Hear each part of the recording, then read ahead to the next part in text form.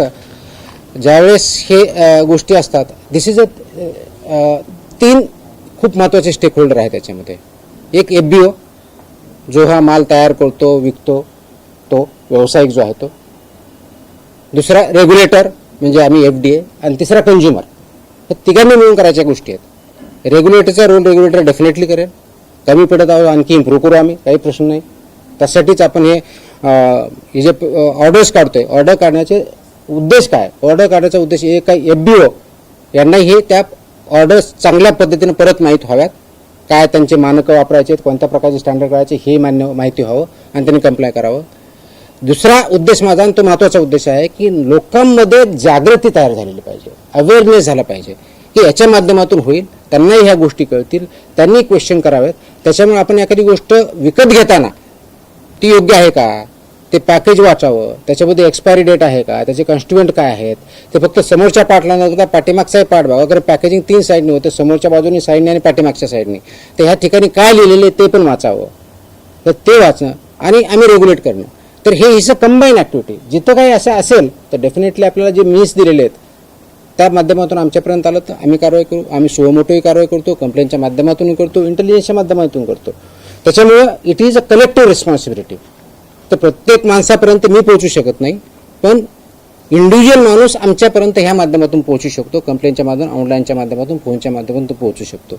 अशा जर काही चुकीच्या गोष्टी घडत असतील तर definitely please point it out, will work on that. लोकसहभाग हा तुमच्या या चळवळीतला सगळ्यात महत्वाचा पार्ट आहे. ऑफकोर्स आता जे डेअरी आहेत म्हणजे जे सुट्ट दूध विकतात, तर त्याच्यात जी तुमची जी मानकं आहेत की बाबा एवढं याचं असलं पाहिजे, तर सामान्य माणसाला त्या ठिकाणी ते बघायला म्हणजे पॅकिंगला तुम्ही व्यवस्थित पॅकिंग आहे की नाही हे बघायला स्कोप आहे किंवा, पण जे सुट्ट दूध त्या डेअरीतून मिळतं. मी आता खूप क्लिअरली सांगितलं, सुट्टे दुधाच्या बाबतीत व्हेरी क्लिअरली मी सांगितलं की तुम्हाला पॅकेजमधलं ओपन करून विकता येत नाही.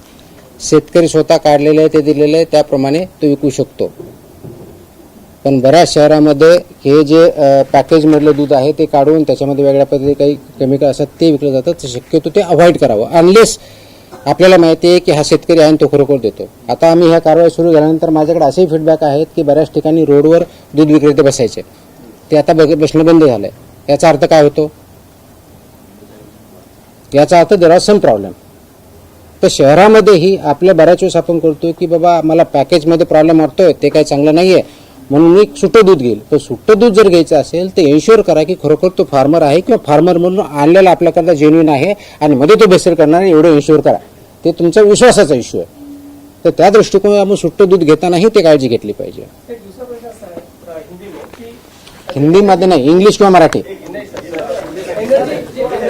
हाँ आप मराठी में जवाब दे दीजिएगा. एनर्जी ड्रिंक जो है स्टिंग, उसको लेकर विधानसभा में भी सवाल उठाया गया, तो उसे बंद किया, प्रतिबंध लगाया जाएगा और 500 मीटर के दायरे में स्कूल या कॉलेजेस में अगर बेचा जा रहा है तो उस पर कार्रवाई होगी.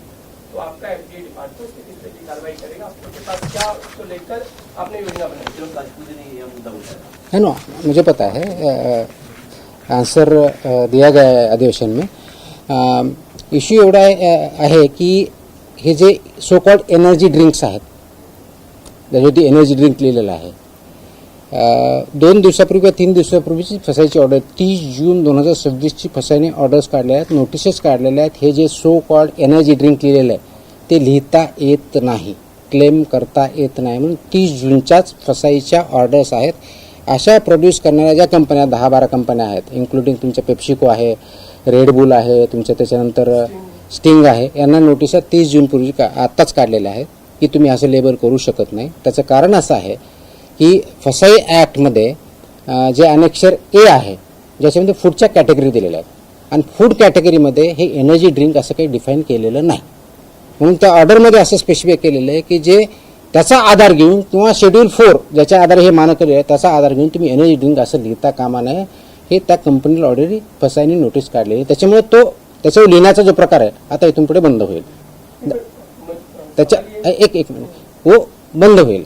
आता दूसरा सवाल जो आपने किया कि स्कूल के बारे में जो रेगुलेशंस है स्कूल के 500 मीटर्स में क्या चाहिए उसका क्लियर ऑर्डर है. कौन से उसमें आपका गुटखा नहीं रह सकता, वो तो प्रोहिबिटेड है, लेकिन सिगार नहीं रह सकता है, कौन से आइटम रह सकते हैं नहीं रह सकते हैं, इसका ऑर्डर है, वो इम्प्लीमेंट करना